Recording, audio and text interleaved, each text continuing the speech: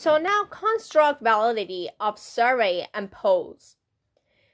Researchers use surveys and polls. Why? To ask people like you question over the telephone, right? In door-to-door interviews, so in door-to-door interviews through email, mail, or internet. Okay? You may have asked to take survey in the various situations, perhaps after you purchase an item from an internet retailer, right? Or you got an email asking you to post a review. All of you got that. For example, you attend a review session and we want to know how effective was that review session. So we send you a survey with the link to just fill it out anonymously. While you are reading an online newspaper, maybe a survey popped up, right? A polling organization such as Gallup or a Pew Research Center may have called you at home, right? The word survey is often used when people are asked about a consumer product. Okay, so the consumer.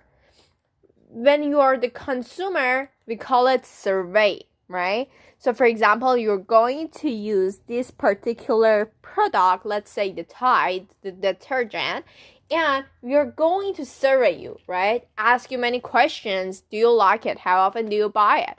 From like the scale, scale 1 to 5, how likely do you suggest your friend to use this product? Whereas the word poll is used when people are asked about their social and political opinions. So for example, we have the poll everywhere. What is that? Is it a survey? No, it's a poll. So we ask your opinion about the political, right? Or it can be your social interaction, your social opinions. However, these two terms can be interchangeable. And in this book, survey and poll both mean the same thing, right?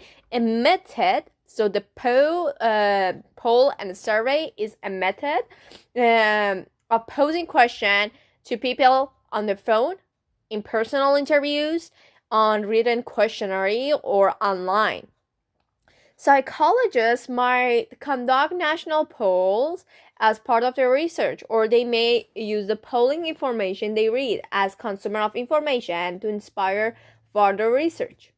How much can you learn about a phenomenon just by asking people questions? So how much you can just actually learn from people by asking you posing questions? It depends on how well you ask the questions. Okay? As you will learn, researchers who develop their question carefully can support frequency, association, and causal claims that have an excellent construct validity. Okay? It's really important how well you ask questions because it's the job that also the lawyers do. For example, you go to the court and you see two people. One person is just complaining about the others. But the role of the lawyer is how good a lawyer can ask the opponent a question. Just kill them in a place, right? That they cannot answer it. Or they know what's the answer and they do not have any alternative to answer that question, right? And it's very, very important. So choosing question formats. Survey question can follow their basic formats. Researchers may ask open-ended questions that allow respondent to answer any way they like, right? So open-ended question, anything you like, you can answer it any way you like, right? I like to answer it this way, so I answer this way. So that's an open-ended question, right? So open-ended question means you answer how like you like.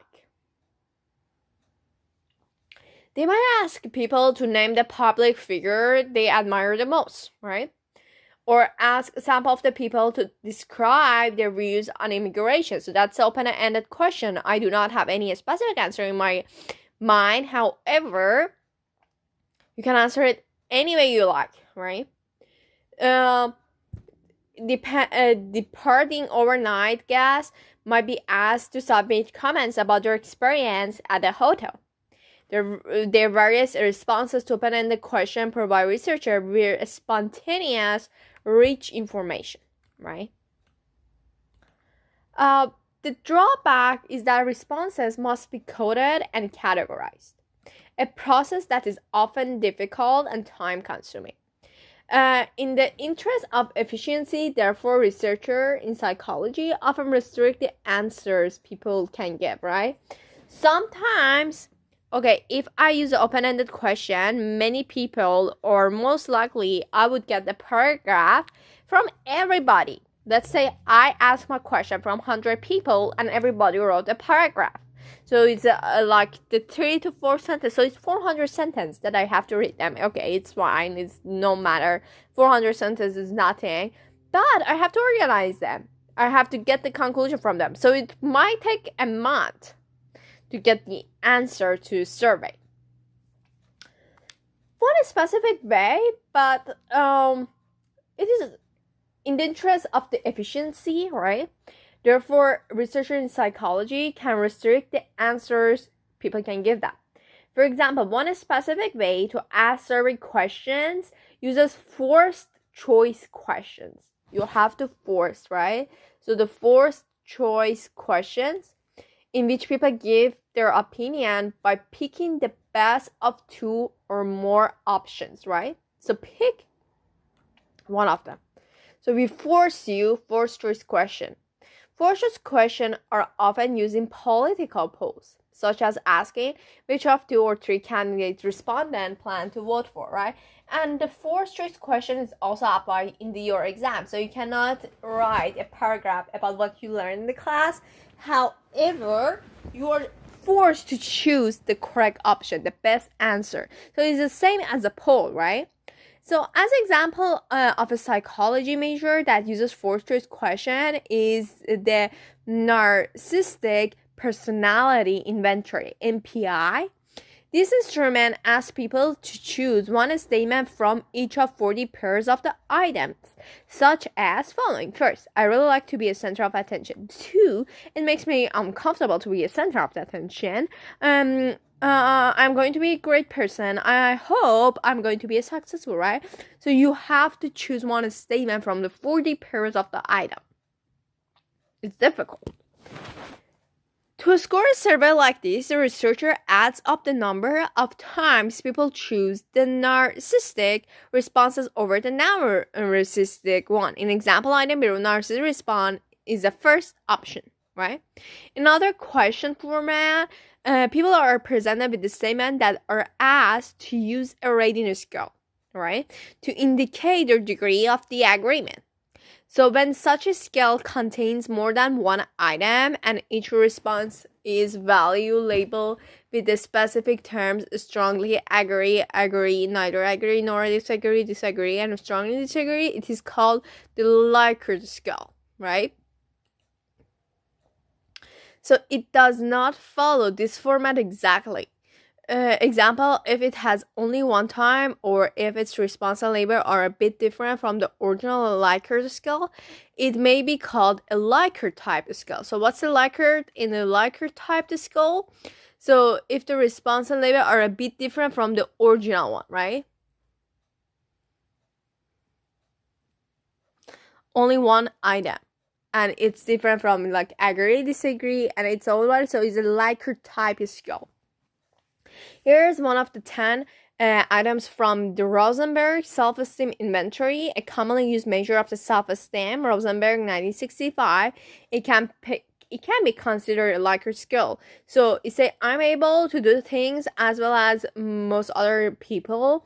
So from a scale of 1 to 5, most likely, less likely, strongly agree, strongly disagree, right?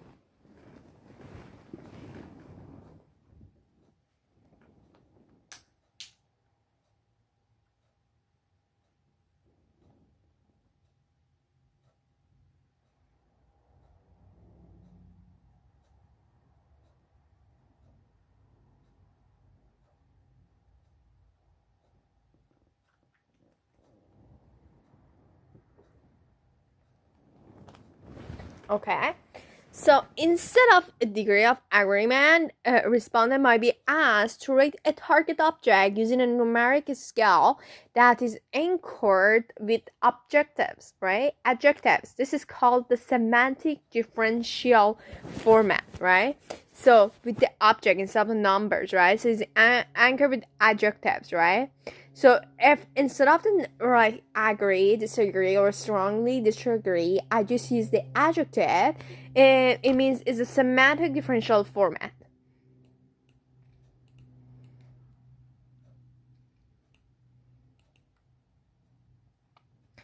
Semantic differential format. For example, on the internet site, ratemyprofessor.com, students assign rating to professor using the following adjective phrase, right? So it's a semantic differential format.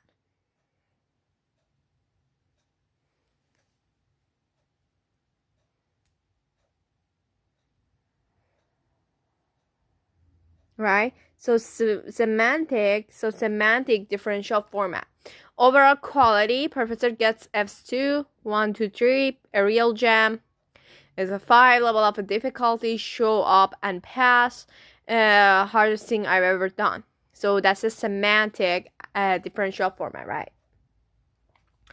The 5-star rating format that internet rating sites such as Yelp use is another example of this technique, the semantic differential format, right?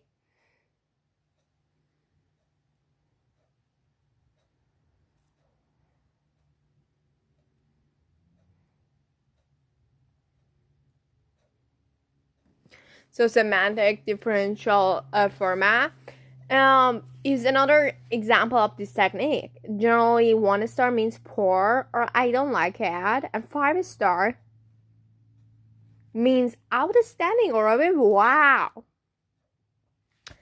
As good as it gets. There are other question types, of course. Your researcher might combine format on a single survey. The point is that the format of the question, like the open-ended or the forced choice or the Likert skills, does not make or break its construct validity. So if you use the Likert skill and then you use this what it called the forced choice or the other thing, that does not going to break your construct validity. The way the questions are ordered and the order in which they appear are much more important than just use what kind of a survey instead.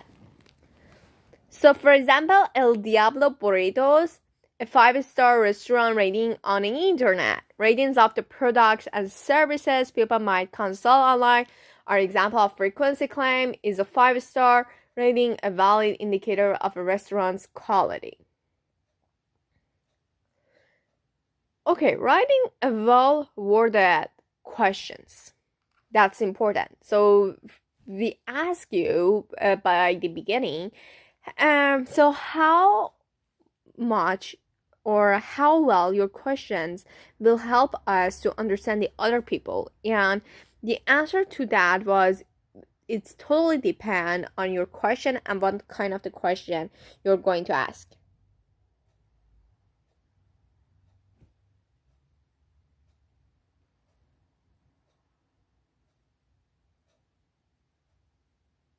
Right.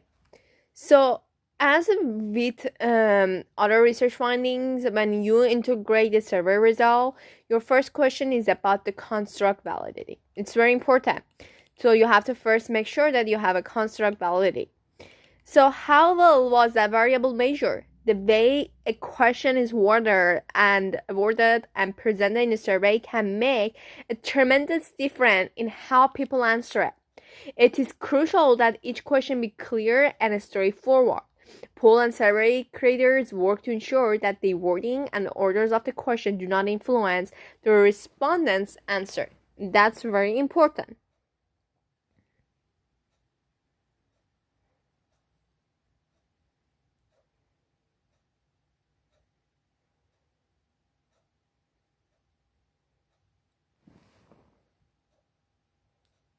Right?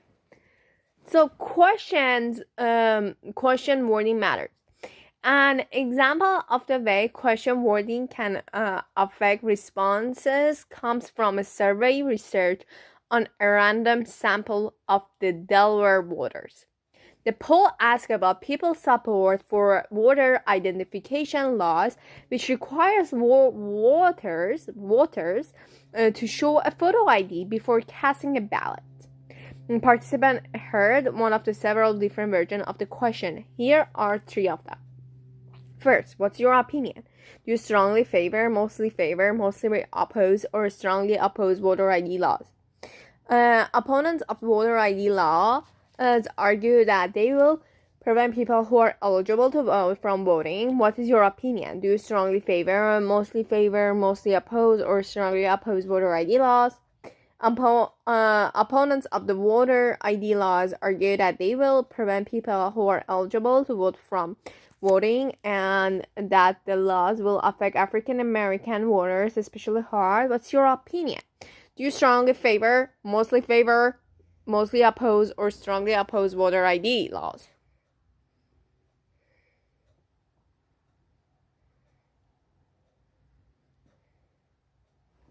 Right? As you can see, the first version of the question simply asks people's opinion about voter ID laws. But the second question is potentially a leading question, right? So, for example, leading question is this. The second question. Opponents of the voter ID laws argue that they will prevent people who are eligible to vote from voting. What is your opinion? Do you strongly favor, mostly oppose, or strongly oppose voter ID? So that's a leading question, right? So, it's a leading question. There's an answer behind it. One whose wording leads people to particular response because it explains why some people oppose the law, right?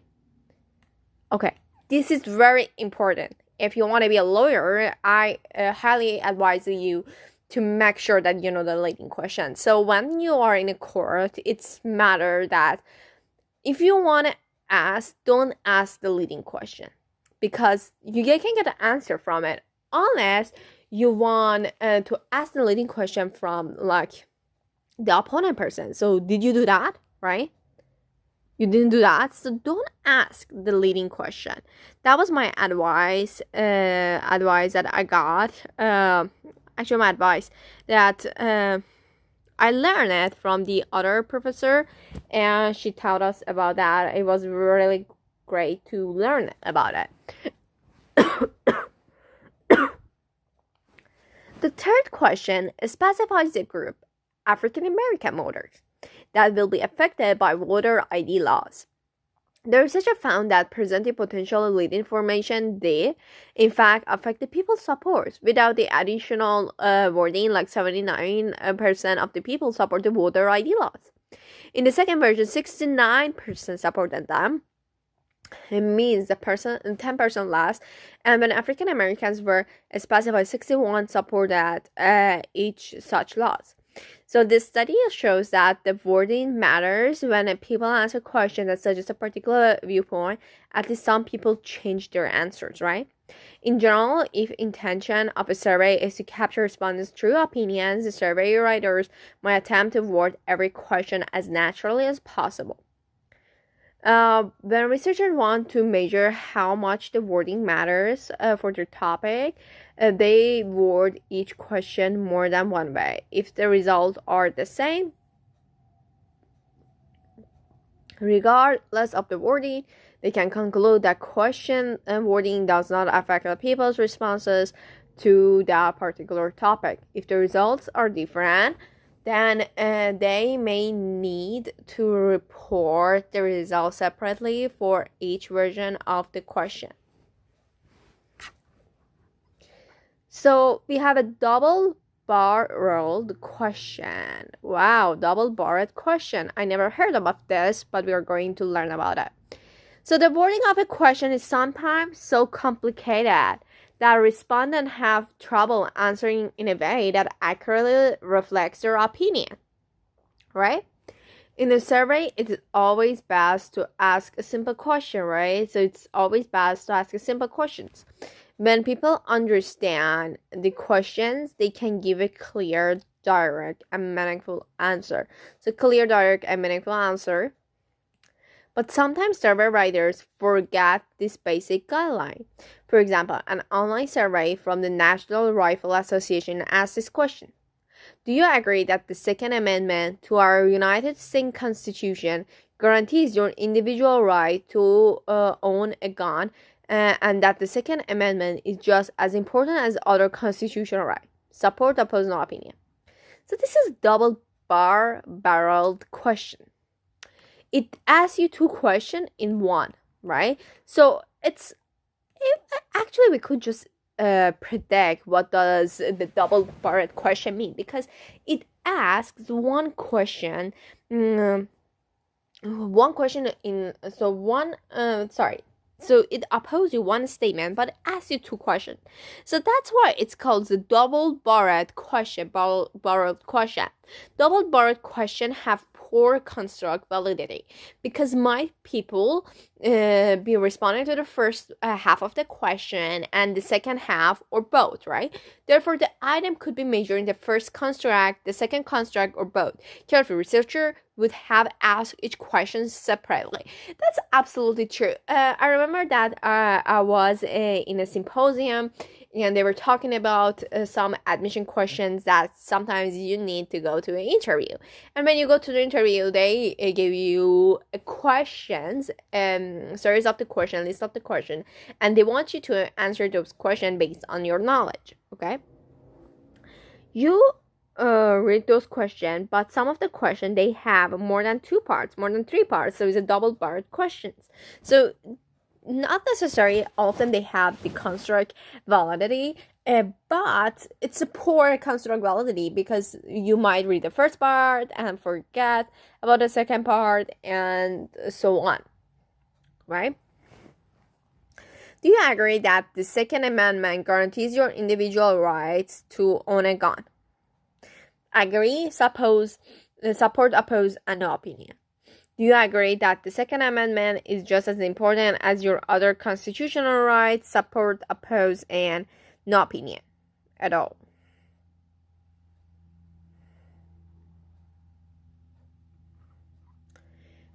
Okay, so negative wording. Negatively worded question. What are those? How they affect our construct validity? Let's look at them. Or another way, survey items can be unnecessarily complicated. This word is so amazing. You say unnecessarily complicated, right? Whenever a question contains negative phrasing, it can cause confusion, right? Thereby reducing the construct value of the survey or the poll, right? So if you use something negative, it causes confusion. It does. And it reduces the construct validity of that poll or survey. So a classic example comes from a survey on Holocaust denial, which found that 20% of Americans deny that the Nazi Holocaust ever happened. All right. In the months that followed the publication of these surveys results, writers and journalists criticized and analyzed the intensity this turbine news, right? Upon further investigation, the Roper Rolling organization reported that the people in the original telephone poll had been asked, does it seem possible, or people in the original telephone, does it seem possible or does it seem impossible to you that the Nazi extermination of the Jews never happened? Okay. Think for a minute about how you would answer the question. You know something's happened, but the question asks you if this poll or if it really seems that the Jews were exterminated by the Nazi.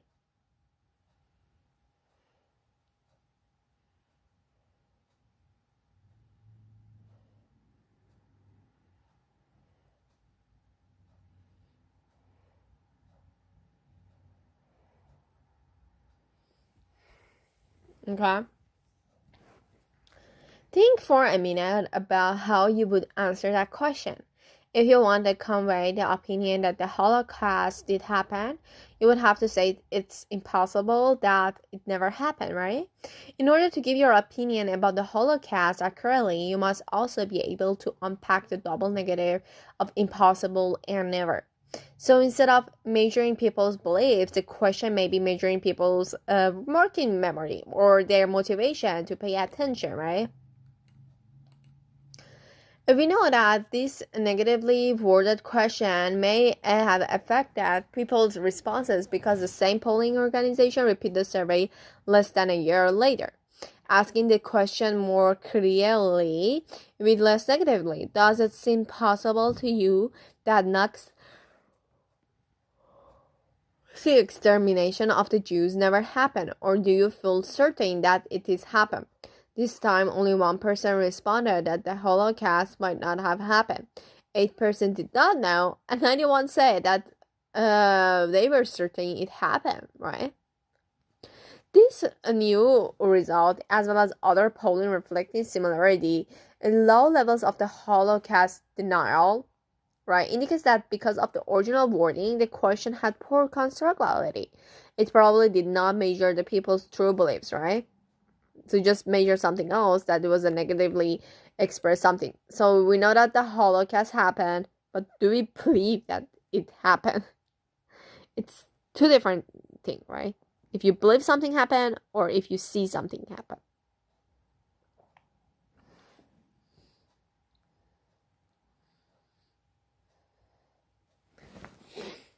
Sometimes even one negative word can make a question difficult to answer.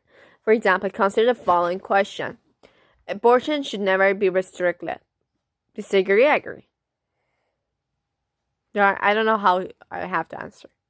To answer this question, those who oppose abortion must think in the double negative. I disagree that abortion should never be restricted, while those who support abortion rights would be able to answer more easily. I agree, abortion should never be restricted, right?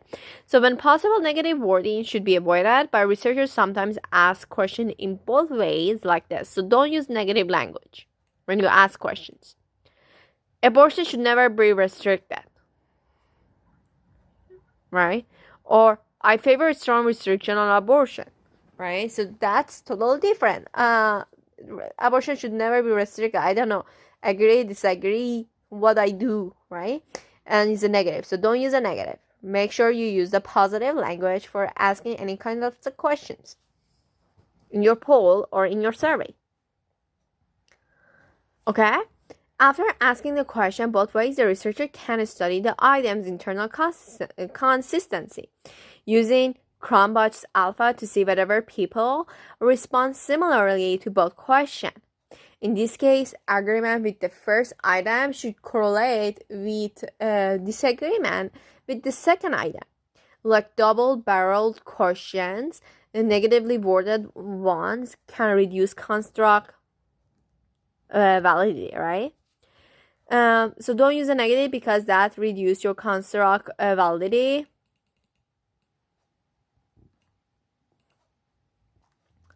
Because they might capture people's ability or motivation to figure out the question rather than their true opinions. So question orders, the next one is a question order, right? So the order that you are going to ask a question. The order in which questions are asked often also affect the responses to a survey. And it's not only the survey, but sometimes the multiple choice questions. So the way that they're going to be asked, so it's totally is going to affect a survey.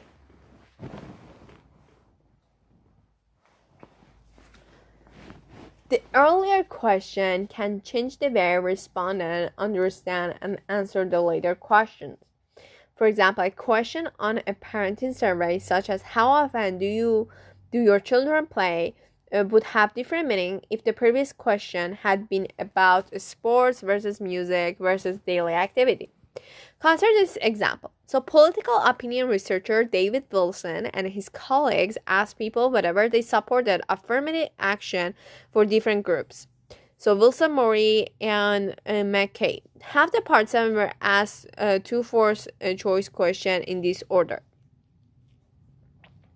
First, do you generally favor or oppose affirmative action programs for women?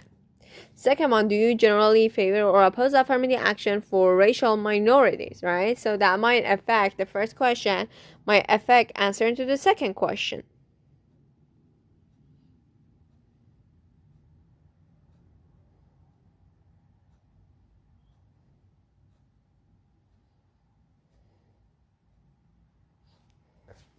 Right? The other half were asked the same two questions, but in the opposite order. Do you generally favor or oppose affirmative action for racial minorities, or do you generally favor or oppose affirmative action program for women? Right? So Wilson found that whites reported more support for affirmative action for minorities when they had first asked affirmative action for women. Presumably, most whites support affirmative action for women more than they do for minorities to appear consistent. They might feel obligated to express support for affirmative action for racial minorities if they have just indicated their support for affirmative action for women. The most direct way to control for the effect of question order is to prepare different versions of a survey with the question in different sequences. If the result for the first order differ from the result for the second order, researchers can report both sets of the results separately. In addition, they might be safe in assuming that people's endorsement of the first question on any survey is unaffected by the previous question. The next one is encouraging accurate responses. So encourage accurate responses, and it's really appreciative if people use the encouraging responses. Careful. Researchers pay attention to how they word and order their survey questions. But what about the people who answer them? Overall, people can give meaningful responses to many kinds of questions, right? In certain situations, however, people are less likely to respond accurately. It's not because they are intentionally being dishonest. People might give inaccurate answers because they do not make an effort to think about each question because they want to look good, or because they are simply unable to report accurately about their own motivation and memories, right?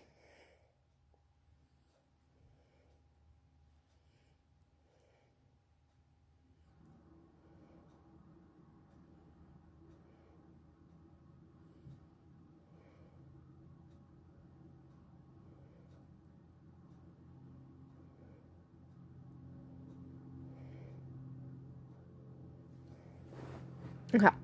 People can give meaningful responses.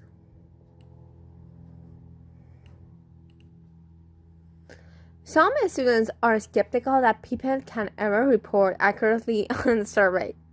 Despite what you think, though, self-reports are often ideal. Okay? People are able to report their own gender identity, their socioeconomic status, their ethnicity, and so on. There is no need to use expensive or difficult measures to collect such information. More importantly, self-reports are often provide the most meaningful information you can get. Diner and his colleagues in their studies of well-being, see Chapter 5, were specifically interested in subjective perspective on happiness, so it made sense to ask participants to self-report on aspect of their life satisfaction, right? That's important. So when you ask the people, either you are female or male, or either you have a money or you do not have a money, or either you have an education, you don't have an education, how long do you commute? People, they have the accurate information for answering those kinds of the questions. I was also one of the many people who opposed the idea for being like, don't ask the people question because they do not know it.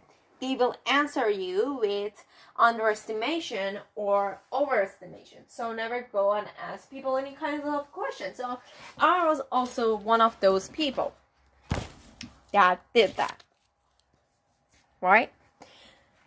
So in some cases, self-reports might be only option. For example, researchers who study dreaming can monitor brain activity to identify when someone is dreaming, right? But they need to use self-reports to find out the contents of the person's dream because only the dreamer experiences the dream, right? So, for example, one of the things that make the study in infant's heart, in a kid's heart, is their inability to speak with the others, right? Inability to say how they feel, right? So other traits are not very observable, right? So such as anxious, somebody is feeling. Therefore, it is meaningful and effective to ask people to report on their own subjective experiences, right? Sometimes people use shortcuts. I love shortcuts, and I am one of those people who use shortcuts always. Response set, that's in a bold. Response set, also known as noun differentiation, are type of the shortcut respondents can take when answering survey questions. Although response sets do not cause many problems for answering a single standalone item, people might adopt a consistent way of answering all the questions, especially toward the end of a long questionnaire. Rather than thinking carefully about each question, people might answer all of them positively, negatively, or neutrally. Is a shortcut, guys. Yeah, it sometimes really happens that you don't want to read over the survey, and that's because you choose a shortcut, right? So either go answer it, don't answer it, or just express that you're neutral and you don't think anything about it.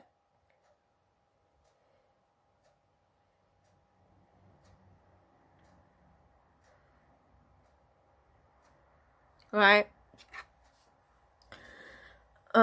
Responses said we can construct validity because these surveys respondents are not saying what they really think. So one common response said is acquiescence, right? Or you say this occurs when people say yes, right? Or strongly agree. Acquiescence or yes saying. Acquiescence or yes saying.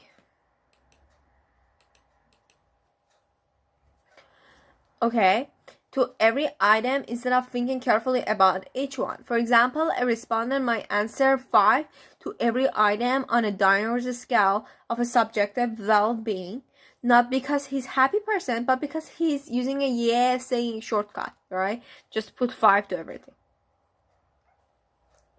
Yeah, let's just be honest. We all do that. Sometimes we don't want to read through it, and they give us like 20 question surveys. Come on, it's not the time. It's not the right time and place to answer this question. Okay, I am for it. So I'm just going to answer yes to all of questions, right?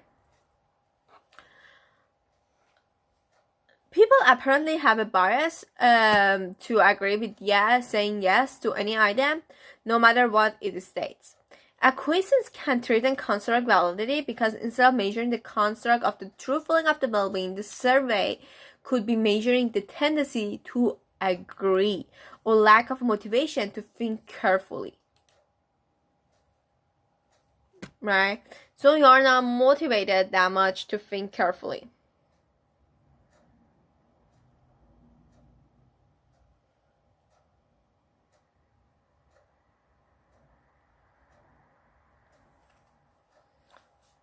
Well, I personally hate that when people say that you cannot do something because you are not motivationally like strong with it, or you're not ready to do something motivationally. So I really do not like it. How can researchers tell the difference between a respondent who is a yeah telling and who really does agree with all the items? That's also true. So for example, I have a person who's really willing and reads all of the questions and says yes to all of them. But how a researcher can tell the differences between that group and the other group? So the most common way is by including the reverse worded items, right? So diners might have changed the wording of some item to mean their opposite. For instance, if I have my life to live over, I change almost everything, right?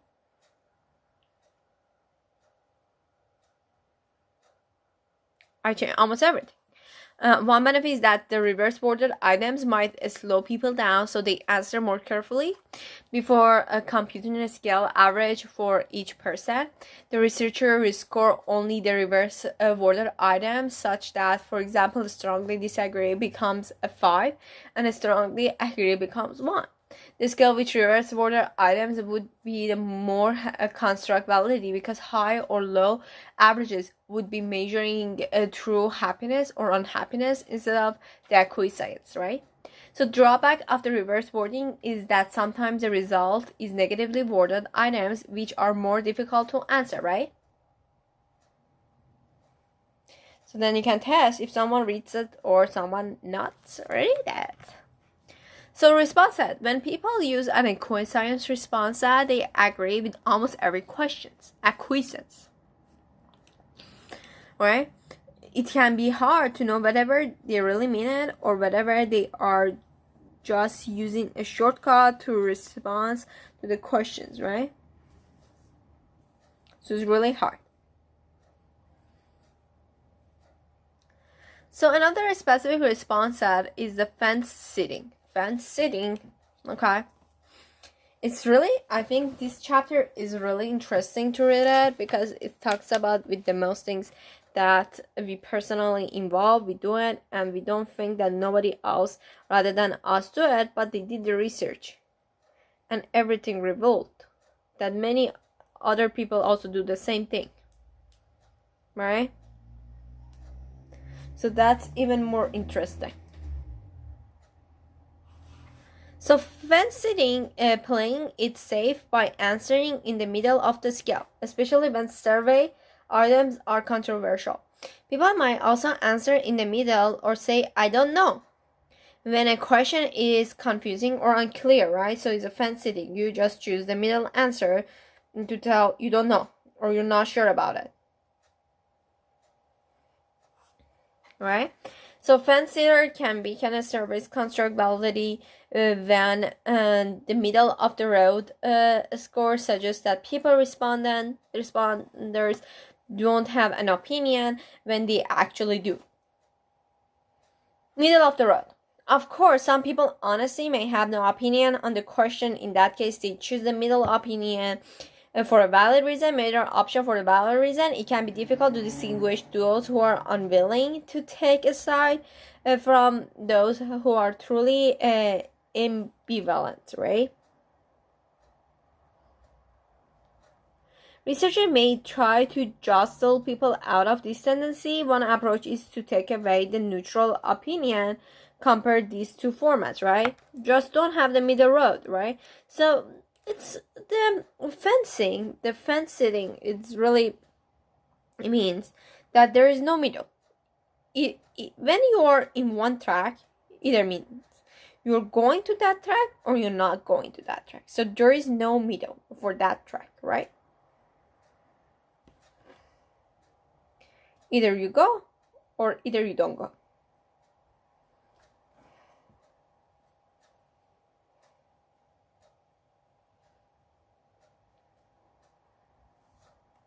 Okay.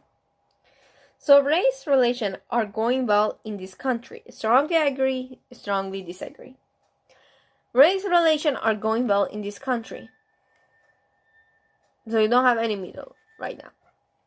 When a scale contains an even number of the responses options, the person has to choose one side or the other because there is no neutral choice. The drawback of this approach is that sometimes people really do not have an opinion or an answer. So for them, having to choose one side is an invalid representation of their truly neutral stance. Therefore, researchers must carefully consider which format is the best, right? Is always we have a lot of problems. Sometimes you choose on one side and you think that the people will going to answer to it correctly, but it's not happening.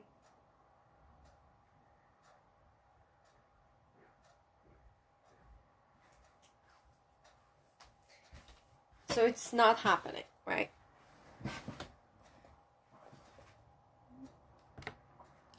Another common way to get the people off the fence is to use the forced choice questions, in which people pick one of two answers.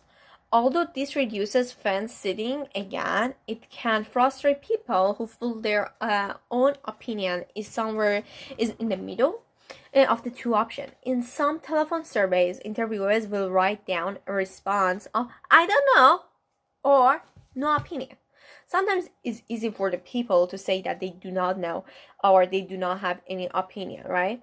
If a person volunteers that response, thus more people get off the fence. But truly, ambivalent people can also validly report the neutral opinions, right? So trying to look good. It's all about trying to look good. Most of us want to look good in the eyes of others. I'm really disagree when it says most because all of us want to look good in the eye of the other, right?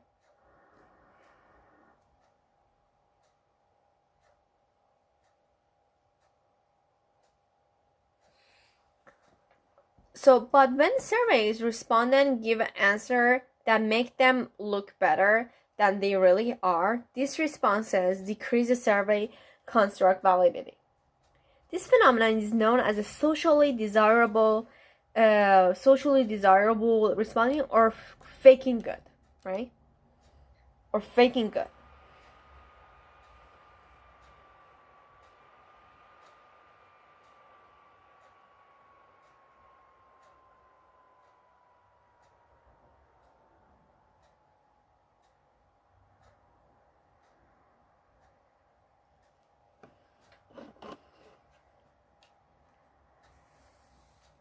Right? Faking good or getting the socially desirable response. This idea is that because respondents are embarrassed, shy, or worried about giving an unpopular opinion, they will not tell the truth on a survey or the self-report measure. A similar but less common phenomenon is called faking bad. Faking good, faking bad is all good, or is a socially desirable responding, right? To avoid socially desirable responding, a researcher might ensure that the participants know their responses are anonymous, right? So you do not answer that because I know you, but you answer it because you really pick it up. So it's anonymous is very important. Perhaps by conducting the survey online or in the case of an in-person interview, reminding people of their anonymity right before asking sensitive questions is important, right? However, anonymity may not be a perfect solution. Anonymous respondents may treat surveys less seriously, right? Actually, I knew that the survey is anonymous, but I didn't trust them. So yeah, I didn't write really the things that I wanted, but sometimes it's anonymous, but you write something that really happened and makes you upset. So all of those could happen. In one study, anonymous respondents were more likely to start using response sets in long surveys. In addition, anonymous people were less likely to accurately report a simple behaviors such as how many candies they had just eaten, which suggests they were paying less attention to things. One way to minimize this problem is to include special survey items that identify social desirable respondents with target items like this. My table manners at home are as good as when I eat out in the restaurant. My table manner. I don't know what does it mean by table manner. You have to sit basically in the same manner that you sit in the restaurant. But maybe more courteous in the restaurant because the other ones are watching you, so. Yeah, I don't find it particularly difficult to get along with the loud, mouthed, obnoxious people. I totally do. Okay, if people agrees with many such items, researcher may discard these individuals' data from the final set, right? So everyone say, yeah, it's important, absolutely, for sure. So I, as a researcher, I'm going to just delete your data. Okay, so they're useless. I don't like those people that they're freaking good. Alright? So final set under suspicion that they are exaggerating on the other survey items, so or not paying close attention in general. Overall, they are not paying attention or exaggerate or not motivated. That's all of the ideas that we can get from the total things that is happening, right? Okay, researcher can also ask people's friends to rate them when it comes to domains where we want to look good, or how rude or how smart we are. Others know us better than we know ourselves, right? Thus, researcher might be better off asking people's friends to rate them on traits that are observable but desirable. Finally, researchers increasingly use a special computerized measure to evaluate the people's implicit opinions about the sensitive topics. Widely used test, the implicit association test, asks people to respond quickly to positive and negative words on the right and left of the computer screen. Intermixed with the positive and negative words may be in faces from a different social groups, such as black and white faces. People respond to all possible combinations, including positive words with the black faces, negative words with the white faces, negative words with the black faces, and a positive word with the white faces. When people respond more efficiently to the white positive, black negative combination than to the white negative, black positive combination, researchers infer that the person may hold negative attitudes on an implicit or unconscious level.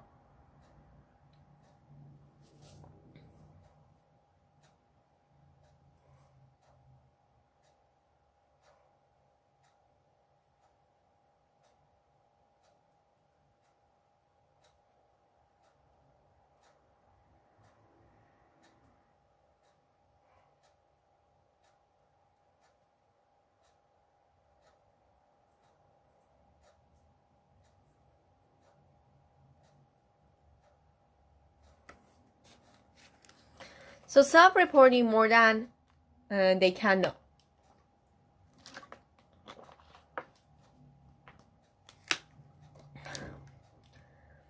As researchers strive to encourage accurate responses, they also ask whether people are capable of reporting accurately on their own feelings, thoughts, and actions. Everyone knows his or her opinions better than anyone else does, right?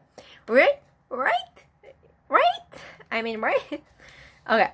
So, only I know my levels of the support for a political candidate. Only you know how much you like the professor, how you hate the professor. All you know, not anyone else. Only the patron knows how much you like that restaurant. In some cases, however, self-reports can be inaccurate, especially when people are asked to describe why they are thinking. Why you are thinking. Why you are behaving. Why you are feeling. That big that you do. Okay, that's important. Why you are feeling, why you are acting, right?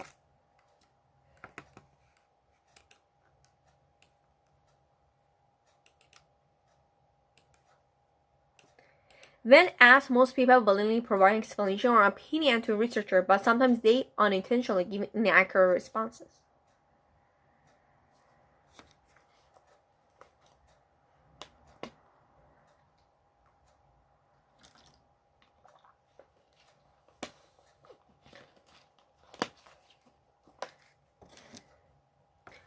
Psychologists research Nisbat and Timothy Wilson 1977 concluded a set of studies to demonstrate this phenomenon. In one study, they put 6 pairs of the nylon stocking on a table and asked female shoppers in the store to tell them which of the stockings they preferred, right?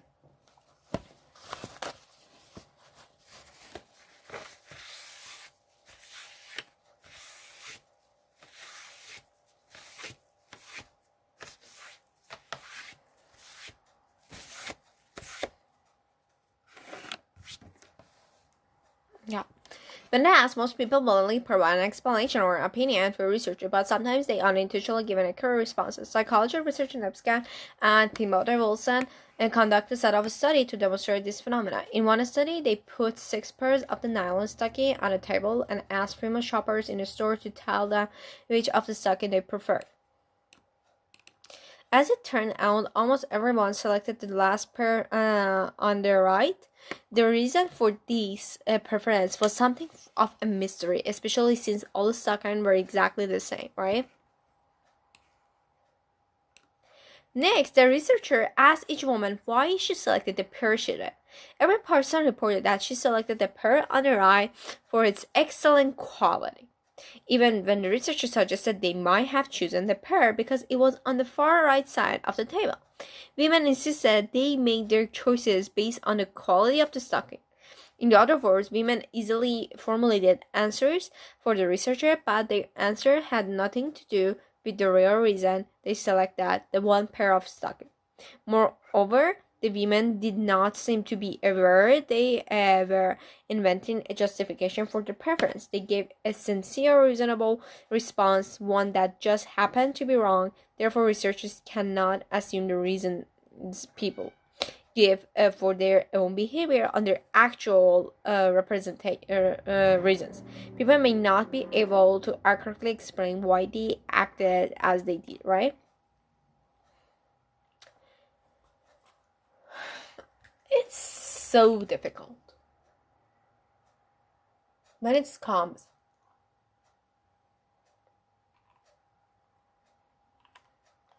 to that. It's so difficult to say why people act the way they did, right?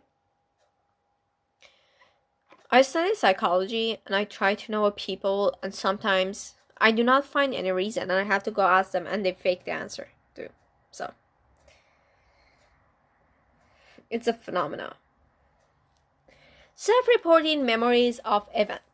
Even if people can always accurately report the reason behind their behaviors, surely they know what those behaviors were, right? In fact, psychological research has shown that the people's memories about events in which they participate are not very accurate. For example, many American adults can say exactly where they were when they heard the news that 2 planes had crashed into New York's World Trade Center on September 11, 2001, and their memories are often startlingly vivid. Cognitive psychologists have checked the accuracy of such flashbulb memories, right? So the accuracy of self-reports, if you ask the shopper why she chooses one of these items, she will probably give you a reasonable answer, but does her answer represent the true reason, right? I think the flashbulb memory is very important for if you want to go to grad school. So let's just review it. So what is the flashbulb? What is the flashbulb memory, right? So what's a flashbulb memory? A flashbulb memory is highly detailed, exceptionally vivid, a snapshot of a moment, that circumstance in which a piece of the surprising and a consequential news was heard, so, right? For example, you heard that you got into the UCLA. What's that? That's a flashbulb memory. That's your surprisement or something that's sadness happened. Is sad thing happen in your life, right? For example, you lost your friend and you heard the news. You heard about the people that they died, because of the coronavirus in this country and the other country. So you can hear all of those, right?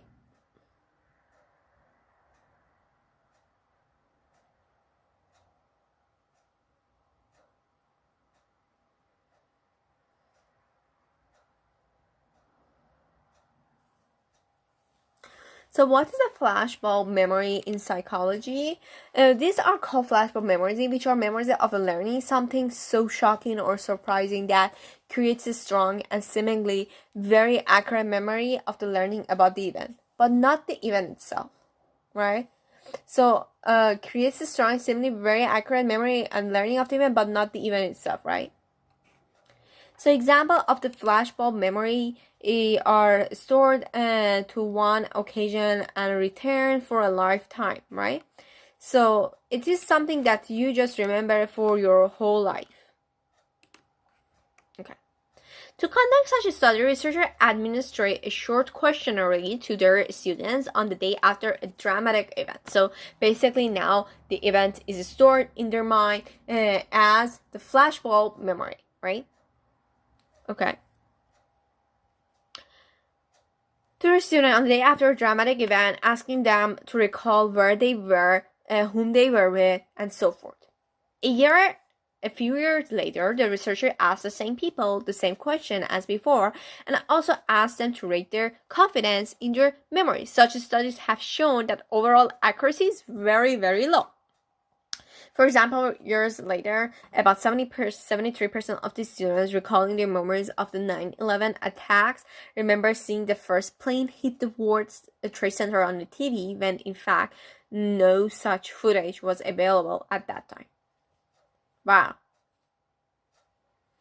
The other important findings from these studies is that people's confidence in accuracy of their memory is virtually unrelated to how accurate the memory actually are, right?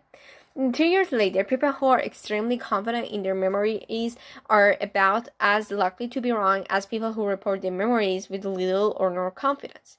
In one study, when researchers showed participants what they wrote years ago on the day after a significant event, they were genuinely stumped, saying, I used to think of it as the other way around.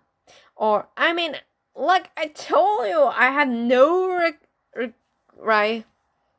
recollection of that version at all, right? Studies like these remind us to question the conservability of even the most vivid and confidently held memories of the past. In other words, asking people what they remember is probably not the best operationalized for studying that really happened to them, right? It is really fascinating because we learn about the humans. We learn about the human minds, about the brain activity, and all of those, how we respond to different situations, what makes the humans different from the other human, from the other primates. It's really fascinating to see all of those. At first when I was getting to know the people, it was a little bit scary because the people, as you know, so they are the good faking, we have the bad faking, and we have these flashbulb memories that happens in our everyday lives. So something is happening right now, but a year later or the 2 years later, you cannot remember. For example, I am thinking about when I was even like 9 years or later, but my memory is kind of the mix, and I cannot exactly remember what happened like 10 years ago, 13 years ago. And I cannot just not remember every single event that happened while they happen because I lived them. That's right?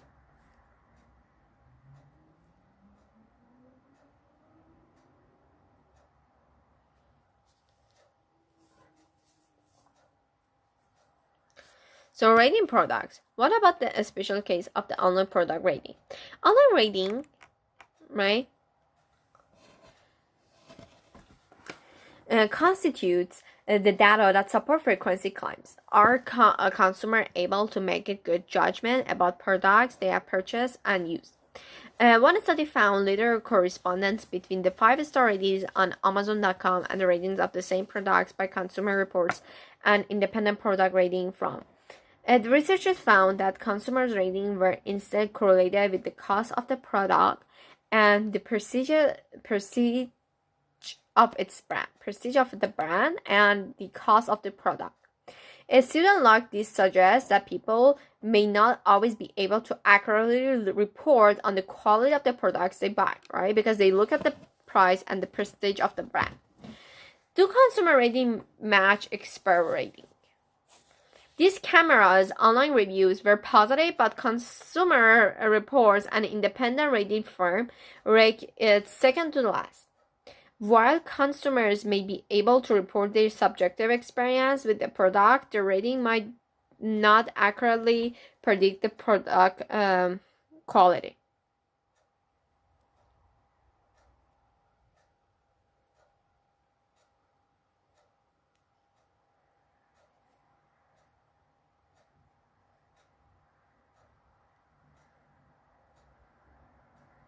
Right? So let's check our understand to see what we got. What are three potential problems related to the wording of the survey question? So first, what is that? So it can be negatively worded, and it can be the double question in one question. And what else about the wording? Double, negative.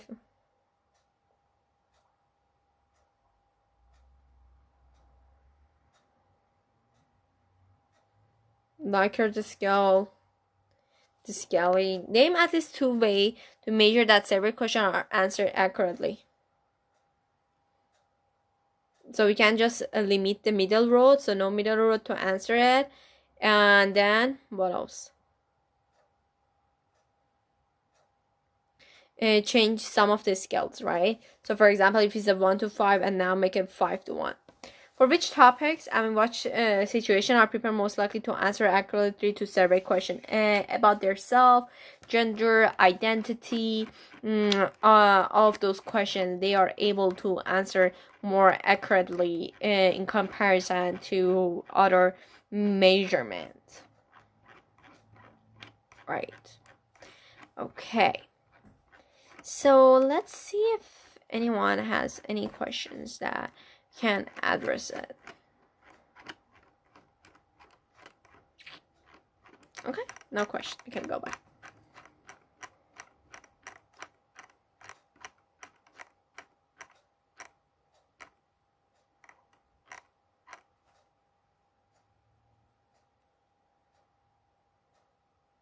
Okay.